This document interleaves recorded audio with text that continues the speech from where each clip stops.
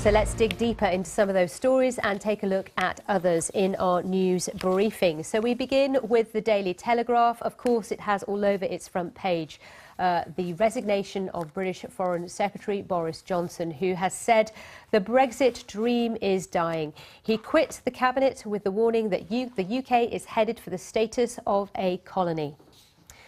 The Guardian, in the meantime, focuses on the warning by the Prime Minister last night for hardline Brexiteers to fall into line or risk handing power to the opposition leader, Jeremy Corbyn. Politico is covering the announcement by the US President Donald Trump for his nominee for the Supreme Court. It says it's the 53-year-old Conservative Judge Brett Kavanaugh. The nomination, it reports, brought unity among the Republican Party, while there has been fierce criticism from the Democrats. Now, looking at other stories, this is the front page of today's Arab News. It looks at one of Turkey's worst train disasters in recent years, killing 24 people, injuring hundreds. But it also looks at how this disaster cast a shadow over the inauguration ceremony marking Recep Tayyip Erdogan's second term as president. The Financial Times, its cover story says that there could alter the political and economic landscape of the Horn of Africa. It looks at Ethiopia and Eritrea signing a declaration formally ending their war of nearly 20 years. And the Times has a little feature about Wimbledon, saying that they're bending the rules there this year because fans who want to keep an eye on how England is doing at the World Cup. Mobile phones are normally required to be switched off, not just on court, but near courts as well. Now you'll be allowed to keep them on, so you can keep an eye on what's going on in Russia. Well, Cornelia Meyer is with us today. She is CEO of business consultancy MRL Corporation. Always lovely to see you, Cornelia. And we begin with two different takes on the 24 hours in British politics. What a day it was. If we start with the Daily Telegraph, its headline, "The Brexit Dream is Dying," quoting the former Foreign Secretary. Well, if you read his resignation letter, it's full of drama. I mean, the Brexit dream is dying, and we're waving the white flag to the EU, and we're becoming a colony. Yeah, he's a Brexiteer, and probably the Chequers agreement did not sit, or it did not sit well with him, and he has taken the consequences. He's not just a Brexiteer. He was the leading campaigner, you know, for Brexit, as it were, before the referendum on whether we should stay or whether we should try and leave the European Union. Within the Conservatives, he was indeed, you know, Foreign Secretary, and he has been a very tricky member of the cabinet to keep on board for some time, but many are looking what he has to say in this resignation letter, and many would agree with him. Many who voted to leave the European Union. I would say yes. Many who voted to leave the European Union would agree with him.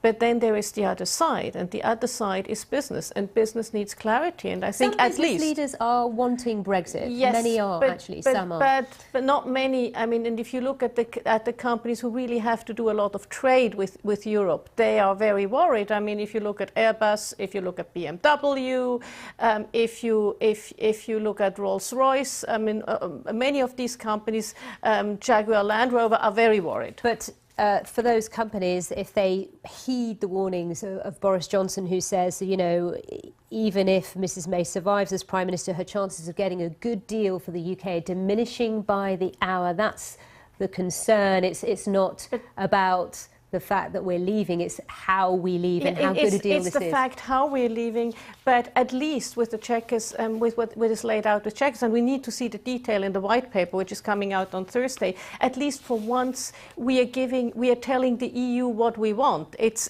a trade agreement that we want, but up to now, you know, it's been 2 years since we voted. We have not really given the EU any dimensions or vector in terms of where we are going. So at least that showed us something. And obviously some people are disagreeing with it. Yes, so the Daily Telegraph, its take on all of this is, you know, Boris Johnson's argument, his resignation acting as a rallying call to Brexiteers, as it were. But then if we have a look at The Guardian, because obviously as it's very clear that the coverage is so different depending on which paper you're reading or which source you're looking at, The Guardian is looking at Theresa May's call now to her party, those who are in her party, to rally together. Otherwise, they could risk an election and a possible Jeremy Corbyn government. And the Guardian argues and says, look, generally when the government is in crisis, in leadership crisis, you are not winning elections. So that is their point, and that is also the point that Theresa May made to her party, that you're risking getting Jeremy Corbyn. Now, one of the things that both parties actually have in one, this has morphed from a Brexit crisis to a leadership crisis, and she's seen it off for now, but for how long we will see. Yes, indeed, and there's a lot of analysis on the BBC News app. We've talked about the Telegraph, we've talked about the Guardian. Everybody's sort of picking this story apart. We have analysis from our political editor Laura Koonsberg as well, and lots of quotes from the likes of Jeremy Hunt, Jeremy Corbyn and various other political players here in the UK. But let's now move on to some of the other big stories. This one breaking overnight in the United States. Donald Trump announcing his nominee for the Supreme Court. Judge Brett Kavanaugh, a man that many know quite well in the United States, in law and in politics. Well, yes, he was an aide to George W. Bush. He was in the George W. Bush White House. He has been in one of the circuit courts in D.C. He's known as right-wing, but the people are concerned what it would mean for Roe versus Wade, which is the thing in 1973 which allowed abortion to take place in the U.S. But there he said in his speech, I listened to his speech that he gave, he said he's looking at precedent. So the people are worried about environmental rights versus how much can the state regulate the environment. People are worried about universal care, Affordable Care Act, and one thing that probably Mr. Trump likes is he has come out very clearly saying that a sitting president should not be legally challenged, which is something in the face of what's happening with the Mueller inquiry. Trump probably likes. Yes. This being said, he was an aide to Ken Starr when they investigated and tried to impeach Clinton. His nominee is not a given. Obviously, there's a process that will take place now, and the Democrats may well oppose at various levels, etc., etc. So we'll see if he does actually get the position in the end. But an interesting nominee candidate, as it were. But certainly he ticks all the right boxes. He has been a judge, he has been in the White House, and he's a Yale graduate. So he ticks all of those boxes. All right, let's now move on to the front page of the Arab News. Now, it's looking at this terrible, terrible train disaster that was an awful tragedy in Turkey, which overshadowed, it says, the lavish ceremony in Ankara that marked the inauguration of President Erdogan. A massive, significant move in Turkey, the political change there that's taking place. It's very massive, because Erdogan, not only did he win the election to be president, he also had, in a referendum a few months earlier, gotten new sweeping powers to the presidency. He has just sacked a few thousand civil servants, mainly teachers.